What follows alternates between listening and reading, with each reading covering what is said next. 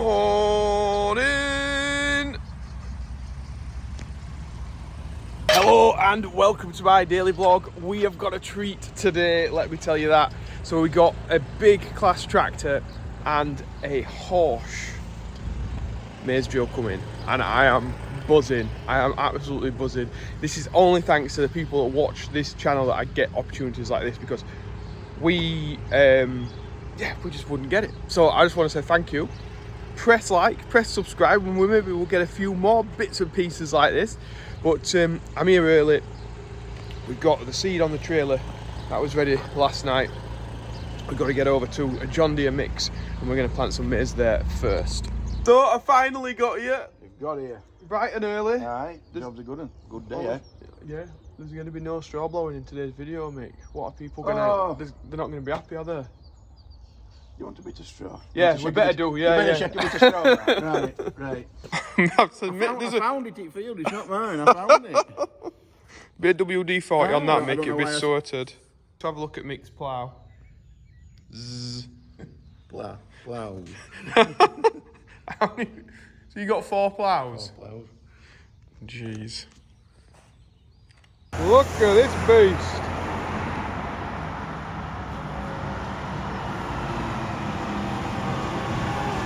And a big Claas as well.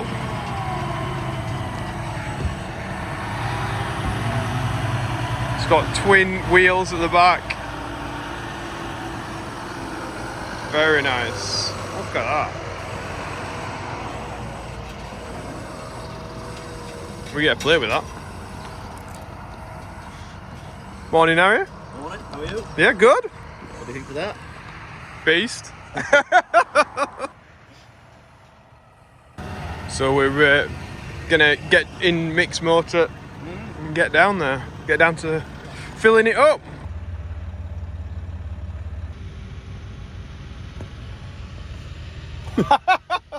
Mick's like getting back at seat so I can get it filmed. Arrion 660 Claas. Yeah, we'll get the drone out in a bit. See how she puts the seed in. Mick's got the bag lifter on. Oh, he doesn't even need me anywhere near. That's good, that. Just how we like it. You get that lifted into the drill. What have you just asked? Why did you choose this variety? No idea. It says Tom Pemberton's chose a specific variety for a specific reason. I don't know, my dad just ordered this one. I'm sure somebody probably told him it were good. Is it good? Has anybody else planted it? Let us know in the comments. So Gareth's filling him up now.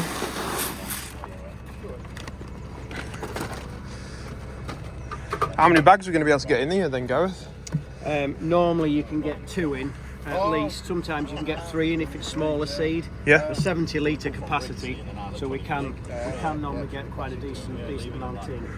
Generally, depending on your seed rate, you're working on about 10 hectares or 25 acres per fill. Right. For both and seed. So they can keep going. A decent amount. I know you can get, how many bags of fert is it in there? It's a 3,000 litre hopper. So if we fill it full, you get over 2 tons of DAP in. Probably won't put that in today. No. Probably put a couple of bags in, something like that, and see how we go. Yeah. Impressive stuff. And this machine is called an 8CV. So we've got air vac metering, and the vac stands for vacuum. So we're sucking air through this pipe, which in turn goes through the box section chassis, and it's the vacuum that effectively sucks our maize seed onto the disc. So we've got a 30-hole disc, and the vacuum of air sucks through the pipe to stick the seed to the disc, and as that seed disc revolves, we've got a singulator unit. Singulator unit. So we've got this steel piece here. Yep. And as the seed passes through there, is that just like peeling it off then? Sort of like. What it's doing is, if you've got doubles on your disc, it will knock the doubles off, almost like, because the seed is passing through that chicane, if you will. Yep. There's no in terms of adjustment, there's no adjustment we need to do to that. It's sprung loaded against the disc, which is really helpful, to be fair, because it makes setting it up very easy. Yep. So what happens to the double then that's dropped off? Does that fall into the bottom? it goes back into the sort of small reservoir of seed there to get sucked back onto the Oh, disc that's next handy time then. round. With the perspective of our settings, all we're then changing is the vacuum pressure to suck harder if we've got too many skips, or less if we've got too many doubles. Right. Just to find that perfect. Find that balance sort of thing. Find Yeah. that balance, yeah. We do another type of metering system, which is called speed. And if that was the case, we then pressure the seed onto the disc rather than suck it on. Right. And the seed, the air pressure continues down the drop tube. Right. The main differences between the two, the vacuum metering is probably better for a variation of seeds. So if you wanted to make this into a sugar beet drill or to drill oilseed rape, the vacuum, because there's not the shot of air, the seed hitting the soil is slightly more controlled. Especially for lighter seeds, there's less chance of it hitting the soil and blowing out. Right, yep. With the air speed metering, especially for maize, what that enables is really phenomenal forward speed. Right. So we'd probably get another 2 or 3 kilometres an hour forward speed if we were air speed over air vac. But I mean, with this vacuum machine today, you'll see how it goes, but I'd say we'll easily be 10k and plus. That's fast enough for me. So it's, Yeah. in the UK, we sell a proportion of both, just depending on everybody's requirements and things like that. Yep. Good. I'll put this together and we'll fill up. Yep, no problem. We've got the vacuum on. So what we're doing now, Josh is in the cab, we've got our vacuum on, and we're doing a test at how accurate we're metering this seed at 10 kilometres an hour. Obviously we're stationary, Yep. but we're told that we want to know how accurate it is at 10 kilometres an hour. And what that's doing is enabling us to set our vacuum so we know our singulation is going to be something like right before we actually get to the field. So when he puts it down and goes, we're not too worried about looking for the singulation. We've already done this to make sure there's not too many doubles and skips. Yep. If you want to have a look on the screen, there'll be a test box which is telling us how many doubles or skips it's actually doing Right. now. So Gareth's tipping in grease here. It's not grease, but it is a lubricant. A dry lubricant. Graphite powder, and we just sprinkle it on the seeds. So all our moving parts in those metering units, we can't grease them because Yep. everything would just stick to it. So we use this dry powder, and that keeps everything lubricated in that metering mechanism. First, I've never seen anything like that before. You see in America, a few of the seed tenders, or when they distribute the seed into the drills, they always give a little bit of a shot of this. Every time they fill the seed, you get a little bit of the graphite that in. powder. There we go. Harry was saying like you don't have to do that every time. It's just like Nah, just once a day, just to help lubricate those parts, because obviously they're not greasable or it's not lubricated in oil or anything like that. So just been. Hopefully you can touch it. But I've just been. Yeah, this is just like pencil lead stuff, isn't it? Yeah. Kitchen is Andy fertiliser spike. They're good, aren't they? Them. Yeah, it makes you better than cutting halfway up your bag and really scooping it. Getting it done. Because that's what we're going to do next. We're going to get that in there. But Gareth was just showing us his fancy paddle thing that is. So if we ever had a problem or we had the wrong roller in there, so we've got a cartridge system where we just change the metering roller to suit our seed rate. However, if we needed to, we've got this paddle and we can take those 2 thumb screws off. Yeah. That piece comes out and we slide Jam that that in in to above the metering unit to isolate all the product above. And that means if we need to work on that metering unit with a full hopper, we can do without emptying it. Yeah, and I'm guessing you can empty it through there then, can you? If you had a lot that you wanted to empty out, yes, you can undo those and let the Drop it out, product yeah. drop. Yeah. Nick, we turned that tractor off there so we could hear.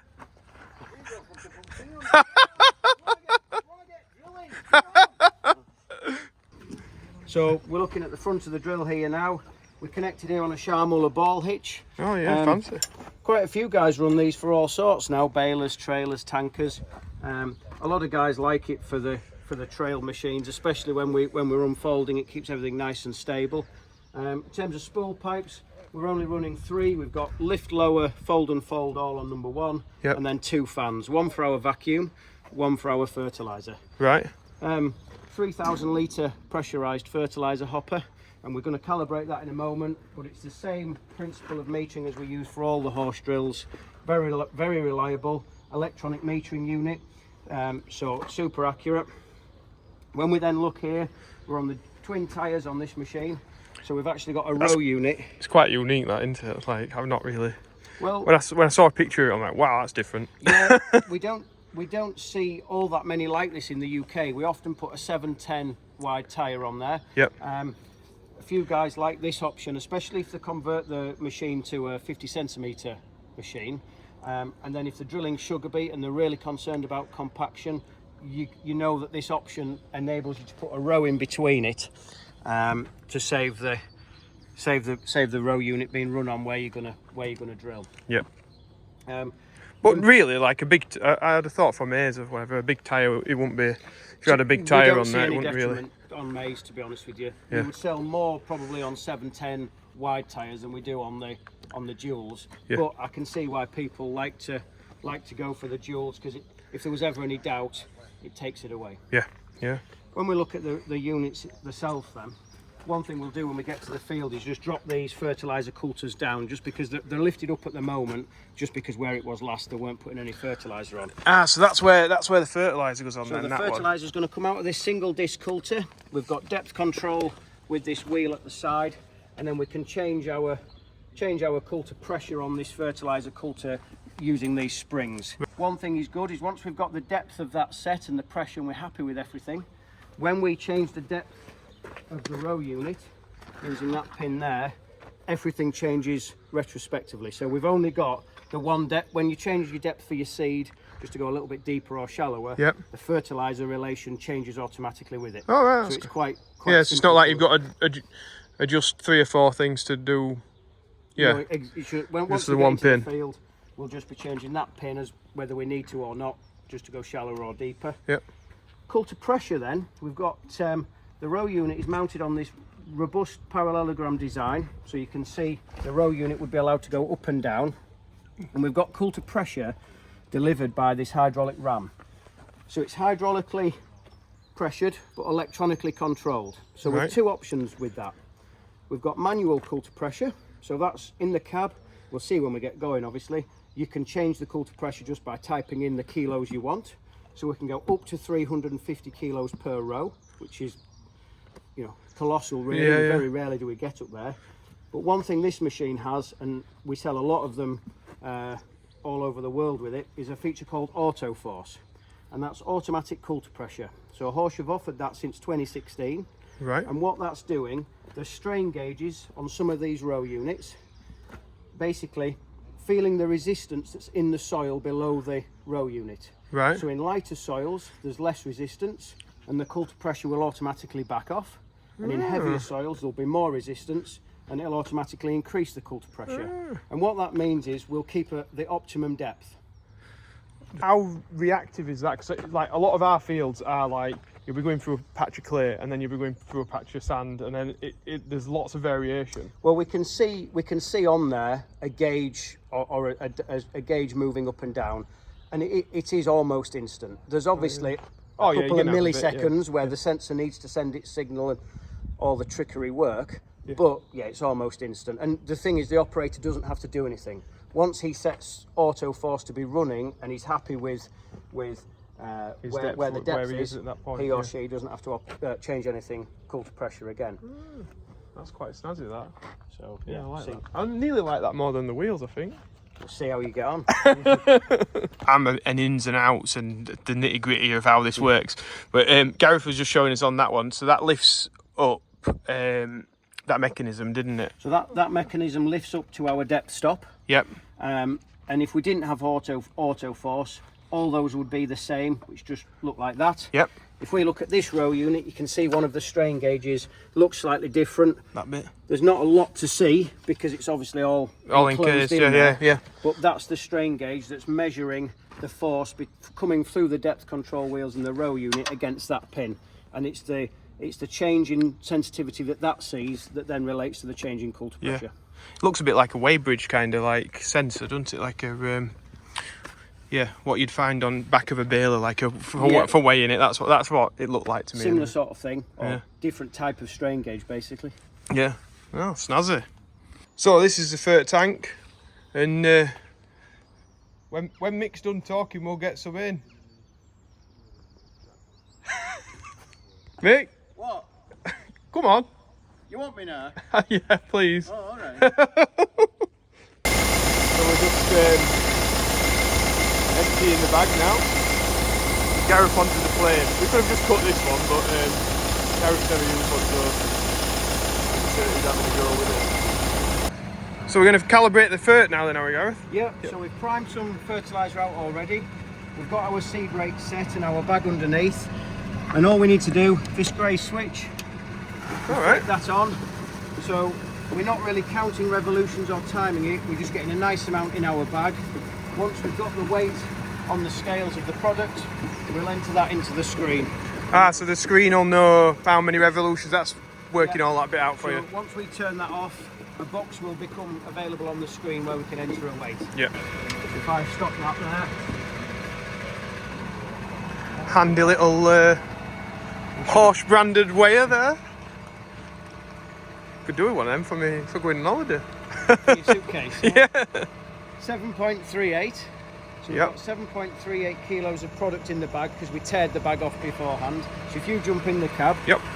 You get to look inside the tractor. Nice. so you can see their cal value.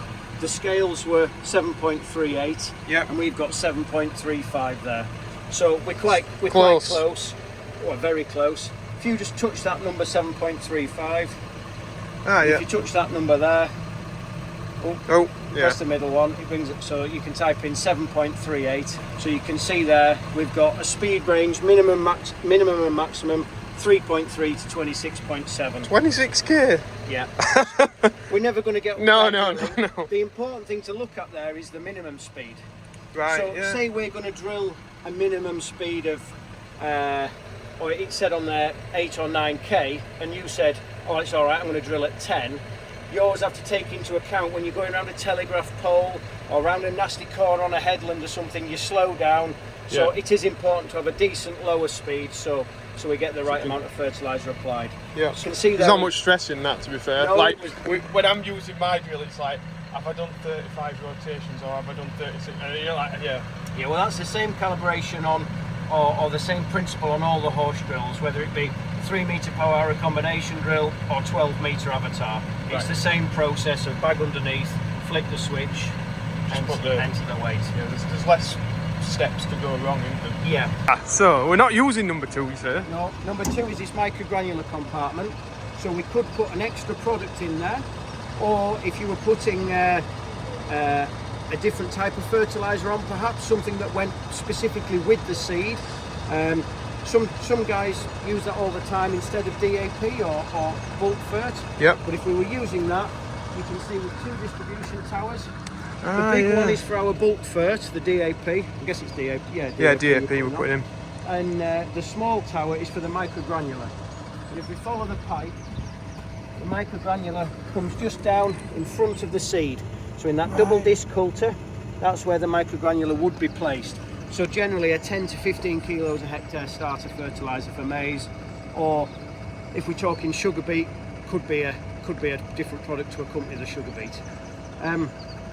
With that, we cannot. This machine doesn't have it, but there is also an option where we can have the microgranular coming out of a spreader plate mounted onto the rear of here, and a few guys use that for slug pellets or surface Oh, yeah. applied product. Yeah. So yeah, quite handy. Are we ready? We are. We're We're ready. ready. Ready to go. We're ready. Ready and raring. Right, let's get some seed in the ground.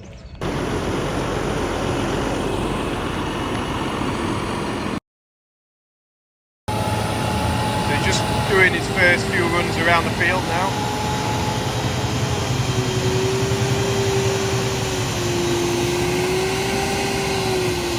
It's got dust, mate. I hope you're washing my land over. Dust everywhere. Oh, where are you? Where are you? Oh, 2 inches there, I would say. Right, Yeah. right, okay.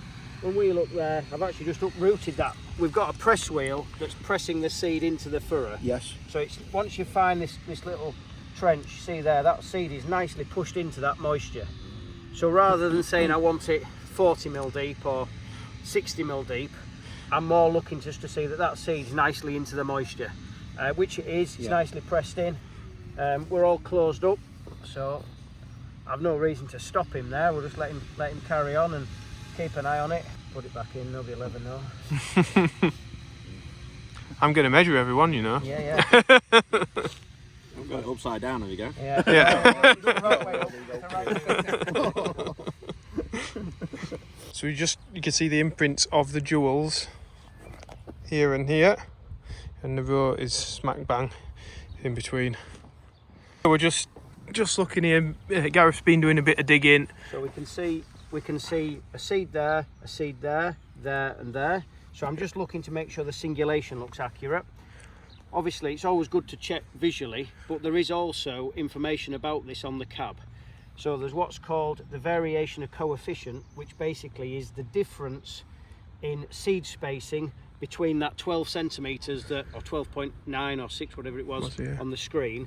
We're looking to see how the actual results compare to that.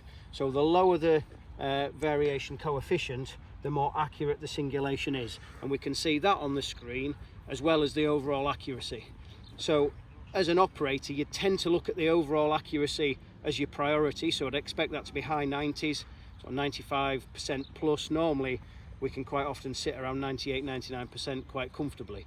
But then when you're fine tuning something, it is good to look at that variation coefficient to make sure our seeds are equally spaced to give every plant as much opportunity as we can. So you're just making sure that each one of them is 12.3 centimetres apart and that there's no two seeds together. I haven't found any doubles or skips yet. You're never going to see every single one bob on 12, but as long as we're pretty somewhere close, near there, that's a good guide. I was also just checking this row here because this is behind the tractor wheel, just to make sure we're in deep enough and we're still nicely into moisture, and there's no difference between the other rows, and it's all looking good. Good. Not bad for a first run round then. No, it's anyone would think we'd prepared ourselves 2 days before, wouldn't it? Looking, and Harry's like showing me you can track the tractor. So we've got it on telematics, you can see where we've been today. That's all the purple lines where we've been driving. And then it gives you a readout of your diesel, AdBlue, stuff like that. You can see what you've been doing. Oh yeah. Huh. That's fancy.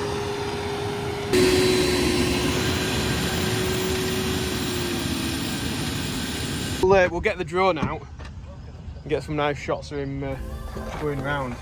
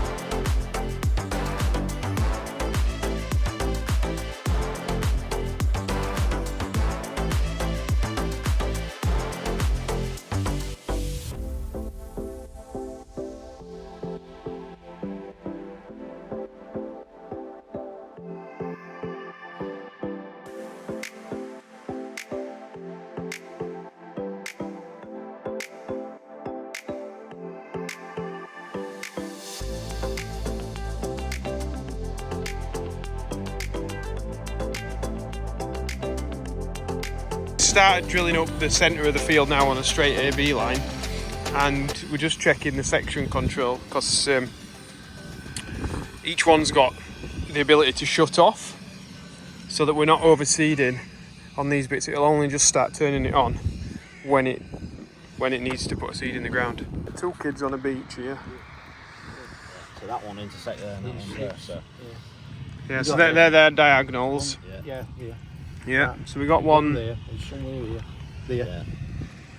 one there, One there. and that's from that row going across. Look, Yeah, go on, sorry Gareth. we can see the last headland row coming down there, and then what we're just checking for is that the section control of each seed row unit is working correctly.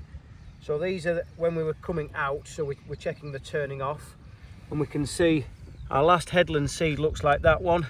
There's nothing beyond into the headland that we can find. Yep. And then our seeds start up this row all the way up. So we'll just keep checking that a couple of times to make sure we don't end up with it too far overlapping or underlapping. Obviously, if you didn't have section control, you just have to get all your drill over the last row and then lift up and it would turn off. But yeah, the section control does make for a good looking picture, if nothing else. Obviously, it saves your inputs, saves doubling up on seed, makes it easier to forage, and obviously saves the cost of the seeds as well. Yeah. We know exactly how much to put in the field then as well. Right? Yes. We know we've got enough seed. Yeah. Yeah. We shouldn't run out. Especially on like real tight gorings, it can use a fair bit. One thing we did, I think just in the far corner, settings wise, is we just listed the trash wheels up. There's not really any stones or trash in here. It's nice soil, it's nicely worked, so I didn't feel they were bringing much in terms of having them down and working. If anything, they were leaving it a little bit ridged. Yeah. Some people do actually quite like the little ridged effect because it gives it its own little microclimate. But I thought, from an aesthetics point of view, it does look a little bit better when they're lifted up and not creating that ridge. It's altogether a little bit leveler. Yeah. So we did that. He's just working these gearings off now. So when he comes in on that angled headland, there might only be 2 or 3 rows to actually turn on this last little short run, and then he'll get into the longer runs across the field. Nice. So, if you could explain, Gareth, sort of what this wheel is doing here, and then you said you'd lifted something out. Yeah, so the trash wheels. Yep. So the trash wheels just running in front of the coulter. Right. There isn't really any trash in this field. There's no stones, there's none of last year's crop or anything. So I just felt that we're leaving a little bit of a ridged finish unnecessarily. We've lifted those up out of the way, so we're not getting that ridge anymore. We haven't made any adjustments to this closing wheel. Everything's getting closed up nicely. What we've got here is one solid wheel and one finger wheel. We've got loads of different configurations for these. We could run 2 smooth wheels like this. Yep. We've got a spiked wheel, wider ones of these, treaded tyres. There's quite a few options for various different instances. One thing with this finger press wheel is, if we're on heavier land, it can help close the wheel with a little bit of crumb, and it also stops on the heavier land any sort of smearing effect by having these 2 wheels together. Right, yeah. A few guys who are drilling sugar beet with Maestros, they also like these, because on the lighter land you can see it gives this little bit of an imprint, and if we get a heavy rain, it does tend to prevent capping of the soil when it's lighter soil. So quite a popular option now for what we see in this country. Yeah. Right, let's get in and have a look. So we're just in the cab now. I'd like to say that you're driving, but auto steer's driving. Yeah.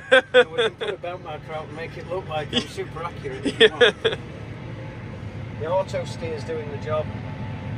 Hey, Mick's not done too bad without auto steer in his power hour there. It's sort of straight.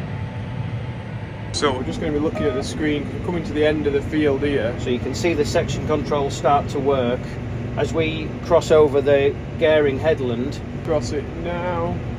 Oh yeah, shutting those bars off. There we go.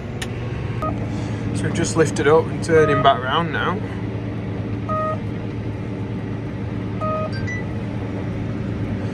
That beat were just to pick up our AB line. And it's setting back in. Going. No, it doesn't. Best, Go around this. take evasive action. Yeah, so we're just nicely cruising along at 10k in here. We've got high accuracy at 98%. Everything's looking good. You can also see here the auto force coulter pressure, that circle that's green. Yeah. You can see that, and if I press that, we can now see just where that gauge is working in our pressure zone. Obviously it's quite nice even land here, so it's not increasing it hugely from where we set off, but it's nice. Since we turned auto force in here, we've left our parameters so it can fluctuate itself up or down by 50 kilos from where we set our base pressure, right, and everything seems to be working well. Black line would represent our seed rate of 106,000. So I'll just turn around while we're talking. Yeah. The black line represents 106,000. When we're drilling, then we get the eight rows up on our display, and each row we can then see its specific accuracy.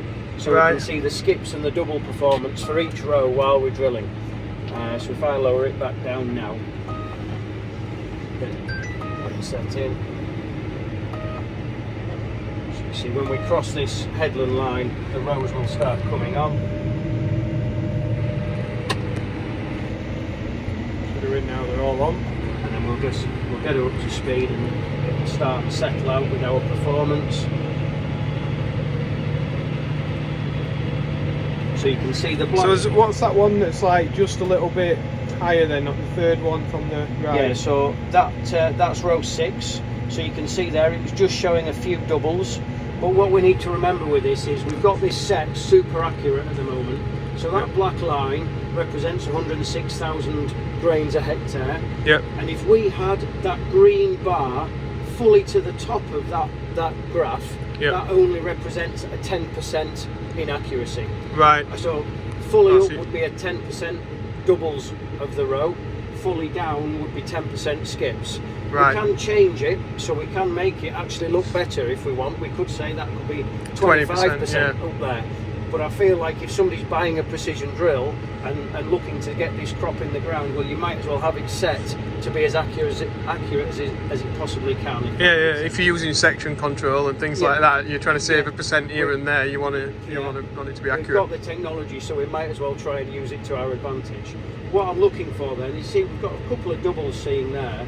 So I could either try and speed up, just the disc would spin quicker, which could probably then get rid of a few doubles. Yeah. But also, if you look at that large gauge on the front of the machine, you can see there's a large gauge, and it's going just above -40 at the minute. That's our vacuum, so that's how hard we're sucking seed onto the disc. Right.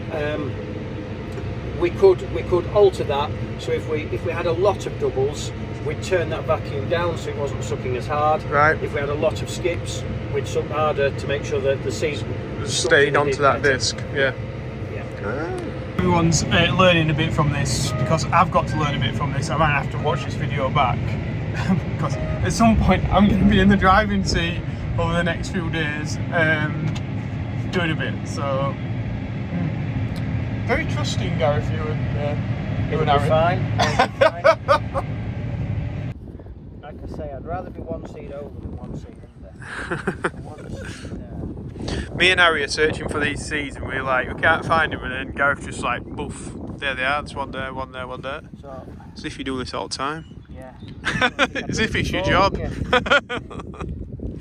probably just one seed over there on the section controls. Yeah. So it's pretty easily adjusted. Yeah, we'll just keep an eye on it as it comes out. I'd rather it be one over than one under. Yeah.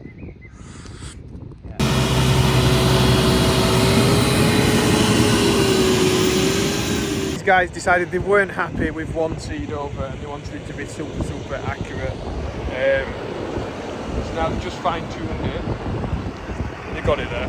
We're just opening it up on the headland just to show you. Ah, yeah, so we've got one there. Yeah. One there. Oh, one in the middle there. You can see the headland run coming down there like that. Yeah. We've got one there. I'll just cover it up, haven't we?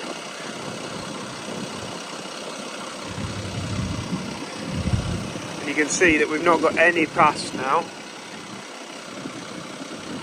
Maybe not one. But there, that's where it is. There we are. Look. That's how far past it is. So that's the line, and that's, can't get much closer than that. Just getting a bit extra in now, just to finish off the field. So that's it, the last run. This field's done. So thanks to Gareth and Horsch for fetching this out. Thank you. And you do a more Joe Seal size machine, don't We you? do. We have a machine which is called a TX, and that is all mounted on the rear of the tractor with a fertiliser hopper and 6 or 7 rows. So a 6 metre mounted could just be perfect for you. To talk to Harry about how much discount he can give me. But no, yeah, if you can send us a video of that, I'll probably put it in. I will next do. few days, yeah. Do that. Yeah, brilliant. Thank you very much. Thank you. Power harrowing going on. We've got a lot of cattle to get out as well, so it's going to be busy from now on. Mentions today is a happy birthday to Ian Tulip, who is 60. So happy birthday, Ian.